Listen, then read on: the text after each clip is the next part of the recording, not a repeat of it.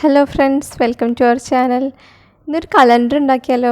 New year ഒന്നും അല്ലെങ്കിലും new year ആവാനായിട്ടും ഇല്ല, എന്നാലും അതിന് വേണ്ടിയിട്ട് കുറച്ച് വെള്ള കളർ ചാർട്ട് പേപ്പറിൻ്റെ കഷ്ണങ്ങൾ എടുത്താലോ? കലണ്ടർ അല്ലേ, അപ്പോൾ പിന്നെ 12 കഷ്ണം തന്നെ എടുക്കാം. ഒരേ വീതിയിലും പല പല നീളത്തിലുള്ള പേപ്പറാട്ടോ നമുക്ക് ആവശ്യം.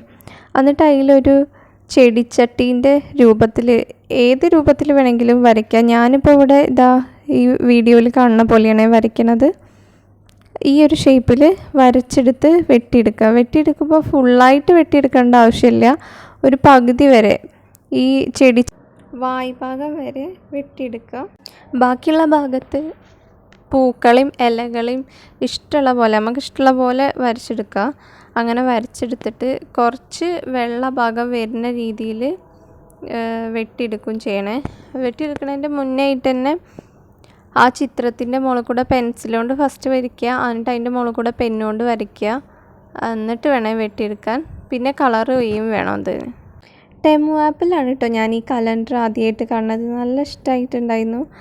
അപ്പോൾ ഒന്ന് ഉണ്ടാക്കി നോക്കാമെന്ന് വിചാരിച്ചതാണ്. അപ്പോൾ ഉണ്ടാക്കി നോക്കിയപ്പോൾ നല്ല ഇഷ്ടമായി കേട്ടോ. എല്ലാവരും ഉണ്ടാക്കി നോക്കിയിട്ട് അഭിപ്രായം പറയണേ. പെട്ടെന്ന് ഉണ്ടാക്കിയെടുക്കാൻ പറ്റിയതും എന്നാൽ നല്ല ഭംഗിയുള്ളതുമായിട്ടുള്ളൊരു കലണ്ടർ തന്നെയാണ് കേട്ടോ അത്.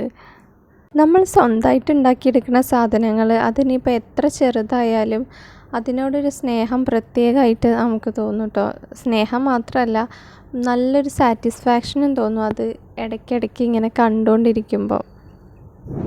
അതുകൊണ്ട് തന്നെയാണ് ക്രാഫ്റ്റ് വർക്കിന് എല്ലാവർക്കും ഇത്രയേറെ ഒരു പ്രിയപ്പെട്ടൊരു ഹോബിയായിട്ട് മാറുന്നതിൻ്റെ കാരണം എനിക്ക് തോന്നിയിട്ടുണ്ട് കേട്ടോ.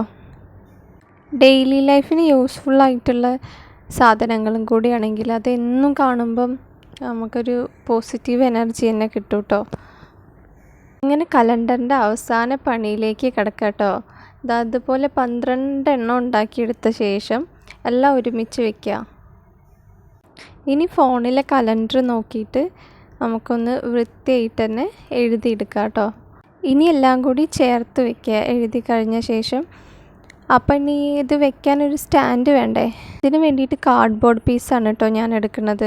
2 എണ്ണം ഒരേ വലുപ്പത്തിലും ഒന്ന് കുറച്ച് വീതിയും നീളവും കൂടിയ രീതിയിലുമാണ്. എന്നിട്ട് അത് ഒരു കത്രിക എടുത്ത് നീളത്തിൽ കീറിയിട്ട് വെറുതെ ഒന്ന് കീറിയാൽ മതി കേട്ടോ. നല്ല ആഴത്തിൽ വേണ്ട.